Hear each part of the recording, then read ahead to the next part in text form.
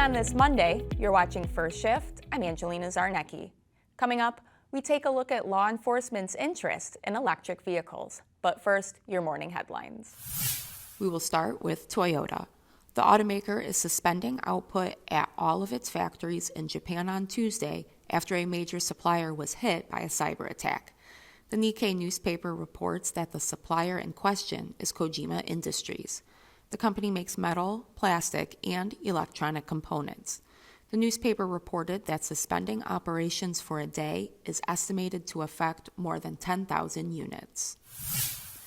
Turning to the global microchip shortage, Ford is halting some F-150 pickup production due to the crisis. The automaker's Kansas City assembly plant will be idle this week. Ford's other F-150 plant in Michigan will continue to operate. In addition to the downtime in Kansas City, the automaker's Kentucky truck plant will operate on just one shift this week. Workers there build the Super Duty, Expedition, and Navigator. Meanwhile, the estimated number of vehicles axed from assembly plant schedules because of the chip shortage rose 11% last week. Auto Forecast Solutions says that was due in large part to cuts at North American and European factories.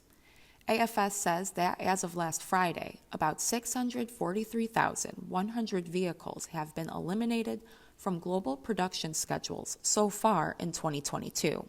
For the year, the firm projects the total will hit 1.4 million.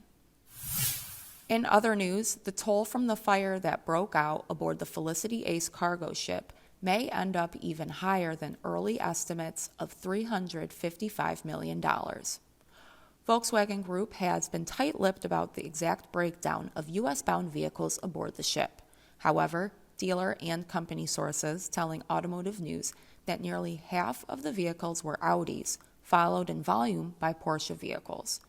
Sources saying approximately 500 of the 4,000 vehicles on board were VW brand models. The ship is currently being towed to a safe location.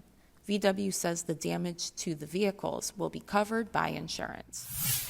And Volvo plans to introduce 5 battery electric vehicles and 2 plug-in hybrids over the next few years. The Swedish automaker telling a closed-door audience of about 800 retailers across North and South America that the new vehicle onslaught will begin rolling out as early as next year.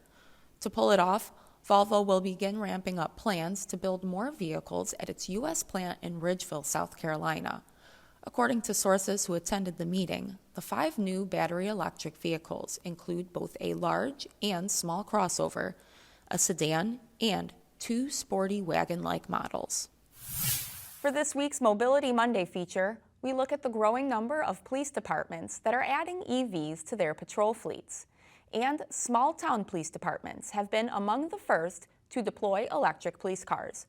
Bargersville, Indiana has 5 Teslas in its police fleet, with 2 more on order. Nitro, West Virginia added a Tesla Model 3 to its fleet of 22 patrol cars last summer. On a typical workday, officers in both cities have 12-hour shifts and drive between 60 and 150 miles. The move to EVs has not been limited to just Teslas. Ford is also getting in on the trend. New York City purchased 184 Mustang Mach-E crossovers in an $11 million deal. The department also plans to add 250 Teslas to its police fleet in the next 5 years. There are downsides to the shift. EVs have a higher sticker price compared with gasoline-powered cars.